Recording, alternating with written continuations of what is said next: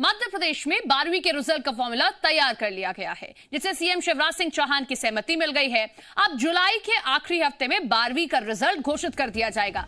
10वीं के top 5 subject के आधार पर रिजल्ट घोषित होगा। कई स्कूलों में परीक्षा ना हो पाने की वजह से 11वीं के रिजल्ट को आधार नहीं बनाया गया। जिन भी छात्रों को इस पैटर्न से आपत्ति होगी, उनका कल खुला है। परीक्षा को लेकर भी जल्द टाइम टेबल घोषित कर दिया जाएगा। वहीं 10वीं बोर्ड का रिजल्ट भी जुलाई के पहले हफ्ते में आ जाएगा। अभी स्कूल नहीं खोले जाएंगे, ऑनलाइन पढ़ाई पर ही फोकस किया जाएगा।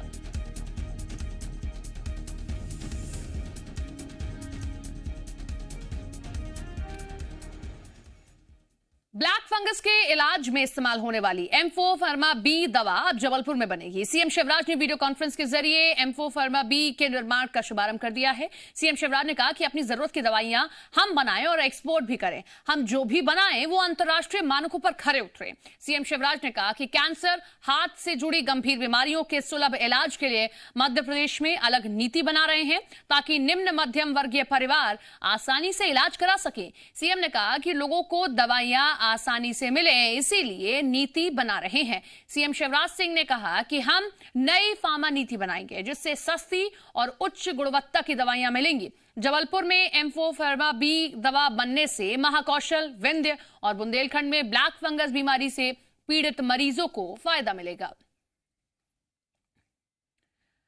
सीएम शिवराज सिंह ने आज कोरोना नियंत्रण के लिए बनाए गए मंत्री समूहों के साथ बैठक की और इन समूहों ने सीएम के सामने प्रेजेंटेशन दिया है। आज सबसे पहले वैक्सीनेशन से संबंधित मंत्री समूह ने प्रेजेंटेशन दिया। बैठक में सीएम शिवराज ने बच्चों समेत अन्य तरह के टीकाकरण पर भी जोर दिया है। उन्होंने कहा कि हफ्ते में 4 दिन, सोमवार, बुधवार, गुरुवार और शनिवार को कोरोना टीकाकरण चलता रहेगा। साथ ही मंगलवार और शुक्रवार को बच्चों के लिए जरूरी 14 तरह के टीके लगाए जाएंगे। स्वास्थ्य मंत्री प्रभुराम चौधरी के मुताबिक प्रदेश में अब तक वैक्सीन के 1,98,00,000 डोज लगाई जा चुकी हैं। बैठक में शामिल चिकित्सा शिक्षा मंत्री विश्वास सारंग के मुताबिक प्रदेश में जल्दी ही वैक्सीन की दूसरी डोज के लिए भी जागरूकता अभियान चलाया जाएगा। उन्होंने कहा कि 1 जुलाई से सिनेमा हॉल खोलने पर विचार हो रहा है। इनके अलावा कोचिंग संस्थान खोलने पर भी विचार किया जा रहा है, जिसके बाद कोविड अनुकूल व्यवहार से संबंधित मंत्री समूह के साथ सीएम ने बैठक की। मंत्री भूपेंद्र सिंह के मुताबिक लोगों को कोरोना गाइडलाइंस के लिए प्रेरित किया जा रहा है। नियमों का पालन कराने वालों को भी सम्मानित किया जाएगा। साथ ही रोको टोको अभियान भी चलाया जाएगा।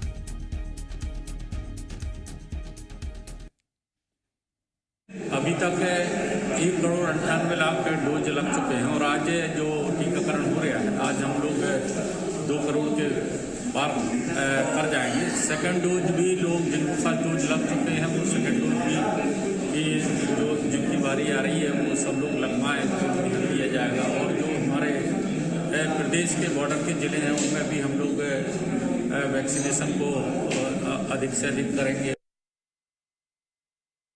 मध्य प्रदेश में हम 2 करोड़ वैक्सीन लगाने वाले प्रदेश बन गए। आज हम 2 करोड़ से ज़्यादा लोगों को वैक्सीन लगा देंगे। ये अपने आप में एक रिकॉर्ड है। उसके साथ ही ये निश्चय किया गया है कि आगे भी हम मध्य प्रदेश को पूर्णतः वैक्सीनेट करें। अब हम विशेष रूप से जो हमारा सेकेंड डोज है उसको लेकर कैंपेन करेंगे। शहरी क्षेत्रों में ये व्यवस्था हम लोग बनाने का काम करेंगे और जो व्यापारी इस व्यवहार के अनुकूल काम करेंगे उनको नगरीय प्रशासन विभाग सम्मानित करने का काम भी करेगा। दूसरा, रोको टोको अभियान भी चलेगा। मास्क लगाकर लोग निकलें, इसको लेकर भी ये रोको टोको अभियान चलेगा। इस पर भी चर्चा हुई है। आत्मनिर्भर मध्य प्रदेश के तहत सीएम शिवराज सिंह ने आज शिक्षा समूह के साथ बैठक की। इस बैठक में प्रदेश की शिक्षा व्यवस्था को लेकर चर्चा हुई है। बैठक में सीएम शिवराज के साथ ही मंत्री इंदर सिंह परमार, मीरा सिंह, रामखेलावन पटेल, मोहन यादव, विश्वास सारंग, विजय शाह शामिल हुए। मध्य प्रदेश में वाइल्ड लाइफ सब्जेक्ट का स्कोप होने के चलते बैठक में कॉलेजों में वाइल्ड लाइफ कोर्स शुरू करने को लेकर चर्चा की गई। इसी के साथ ही अच्छी संस्थाओं को प्रदेश के आदिवासी क्षेत्रों में स्कूल खोलने के लिए प्रोत्साहित करने को लेकर भी चर्चा हुई है। एमपी सरकार प्रदेश को आत्मनिर्भर बनाने की दिशा में तेजी से काम कर रही है। प्रदेश में चीन से भी सस्ता फर्नीचर उपलब्ध कराने की दिशा में कदम उठाए जा रहे हैं। प्रदेश भर में अगस्त में 3000 औद्योगिक इकाइयां स्थापित की जाएंगी। माना जा रहा है कि इससे करीब 1 लाख लोगों को सीधे तौर पर और करीब इतने ही लोगों को अप्रत्यक्ष तौर पर रोजगार मिलेगा। एमएसएमई मंत्री ओम प्रकाश सकलेचा का कहना है कि प्रदेश में रोजगार के मौके बनाने के लिए रोडमैप तैयार है। यहाँ चीन से भी सस्ता फर्नीचर बनेगा। मंत्री ओम प्रकाश सकलेचा का दावा है कि रोजगार पर कोरोना का असर नहीं पड़ने देंगे।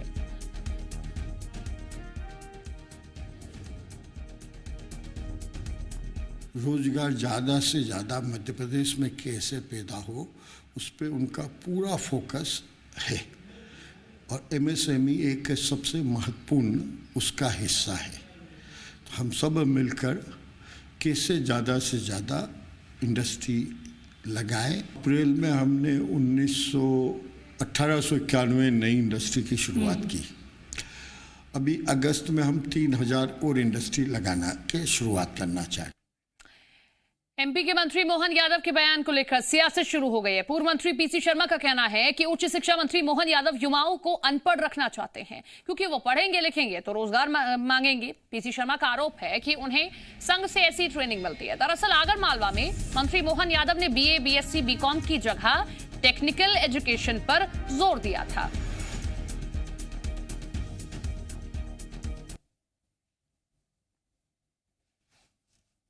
शिक्षा मंत्री का उच्च शिक्षा मंत्री का ये बयान दुर्भाग्यपूर्ण है, जिसमें उन्होंने कहा है कि बीएससी बीकॉम कराने की ज़रूरत है।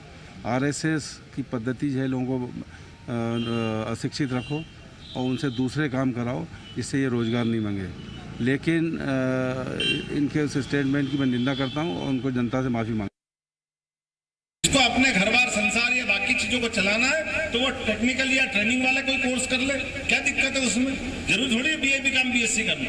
और इसे बीए बीकॉम बीएससी से फायदा भी क्या, जिसके बाद कुछ नहीं मिलता। हमारे लिए पढ़ने के लिए इतनी सारी किताबें, लेकिन उपयोग में आने के लिए कुछ भी नहीं। ये कोई मतलब नहीं। तो अब तक आप देश भर में ट्विटर वॉर देख रहे थे, लेकिन अब मध्य प्रदेश में भी सियासत शुरू हो गई है। ट्विटर पर कांग्रेस के बीजेपी से ज्यादा फॉलोअर्स होने को लेकर बीजेपी ने कांग्रेस पर गंभीर आरोप लगा दिए हैं। बीजेपी आईटी सेल के प्रदेश प्रभारी शिवराज सिंह डाबी का दावा है कि ट्विटर पर कांग्रेस के लगभग 48% फॉलोअर्स फर्जी हैं। इसमें ज्यादातर फॉलोअर्स ने जिंदगी में कभी ट्वीट नहीं किए। हजारों अकाउंट तो ऐसे हैं जिनके 0 फॉलोअर्स हैं। शिवराज डाबी ने कहा कि अगस्त 2019 में जिस कांग्रेस के मात्र 3 लाख फॉलोअर्स थे, मात्र 15 महीने में 9 लाख पहुंच गए हैं। और इसी के साथ ही उन्होंने कांग्रेस के फर्जी फॉलोअर्स के पाकिस्तान और अन्य देशों से जुड़े होने के आरोप लगाए हैं। उन्होंने कहा कि कांग्रेस की पोस्ट पर अधिकतर इन्हीं अकाउंट से रीट्वीट होते हैं। दरअसल वर्तमान में एमपी कांग्रेस के ट्विटर पर 9,19,000 फॉलोअर्स हैं। बीजेपी के 7,84,000 फॉलोअर हैं। जनरली आप देखोगे उसमें जो फॉलोअर्स, जो फेक अकाउंट जो हमने देखे, उसमें ज़्यादातर मुस्लिम अकाउंट्स हैं, मुस्लिम नाम से अकाउंट है और वो उर्दू में है। भारत में कौन बताता है आपको, बताइए, इस टाइप के अकाउंट। तो ये सब चीज़ें जो हुई है तो हमको बड़ा आश्चर्य हुआ। तो हम ये बोलते हैं कि कांग्रेस बोलती है कि 9,18,000 उनके फॉलोअर्स हैं, 48% फेक है, तो मतलब उनके 4,40,000 जो फॉलोअर्स है वो फेक है। हम ये इसको क्लेम करते हैं और हमारे पास डेटा है और तथ्यों के साथ हम ये बात कर रहे हैं। तो मध्य प्रदेश कांग्रेस के बढ़ते फॉलोअर्स पर नगरीय प्रशासन मंत्री भूपेंद्र सिंह ने भी ट्वीट किया है और कहा कि कांग्रेस में फर्जी राष्ट्रवाद है, फर्जी विचारधारा है, फर्जी हिंदू नेता हैं। जब कांग्रेस में सब कुछ फर्जी ही है तो फिर ट्विटर पर फॉलोअर्स भी तो फर्जी ही होंगे। फर्जी फॉलोअर्स के मामले में एमपी कांग्रेस के कारनामों का और इंतजार कीजिए। आज पाकिस्तान और अरब में बैठे लोग कांग्रेस के लिए रीट्वीट कर रहे हैं। कुछ दिन बाद आईएसआई और तालिबान भी इनके पक्ष में ट्वीट करते दिखेंगे। विचारधारा की समानता के चलते ऐसा होगा।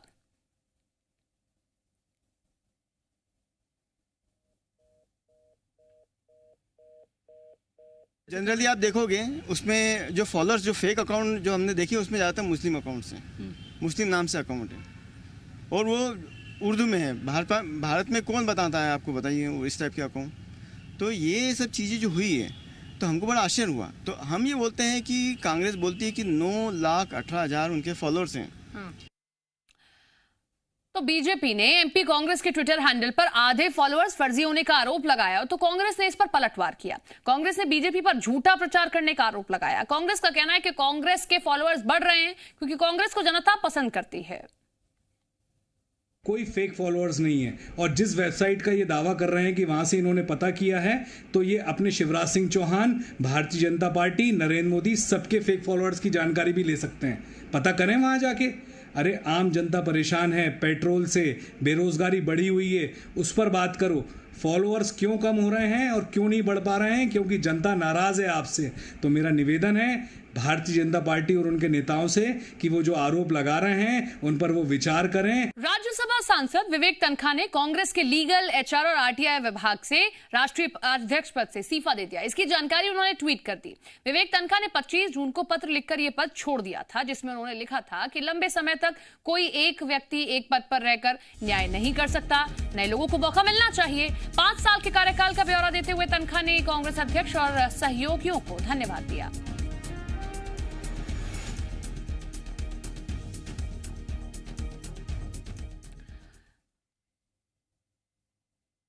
वैक्सीनेशन अभियान चल रहा है, लेकिन सतना में आए दिन वैक्सीन के शॉर्टेज का मामला सामने आता है। वैक्सीनेशन के डोज की संख्या से ज्यादातर लोग सेंटर पर पहुंचते हैं और बाद में उन्हें निराशा हाथ लगती है। विवाद ना हो इसीलिए पुलिस का भी सहारा लिया जा रहा है। बिरसिंहपुर के प्राथमिक स्वास्थ्य केंद्र में यहां आज पुलिस सुरक्षा के बीच कोविड वैक्सीनेशन प्रोग्राम को अंजाम दिया गया। जिले में सोमवार को कोविड वैक्सीनेशन के लिए 124 सेशन लगाए गए। विभाग के पास करीब 10,000 डोज थे, जिनका उपयोग दोपहर तक कर लिया गया। जाहिर है जितनी वैक्सीन थी उतने पहले आए बेनिफिशरीज को लगा दी गई। फजीहत उनकी हुई जो बाद में पहुंचे। महाअभियान के शुरुआती 2 दिनों में जिले भर में 236 टीकाकरण केंद्र बनाए गए थे। अब वैक्सीन के शॉर्टेज होते ही करीब 112 सेशन बंद कर दिए गए हैं और सेंटरों में आज भी टीका लगवाने वाले पहुंचे, मगर निराश होकर लौटना पड़ा है।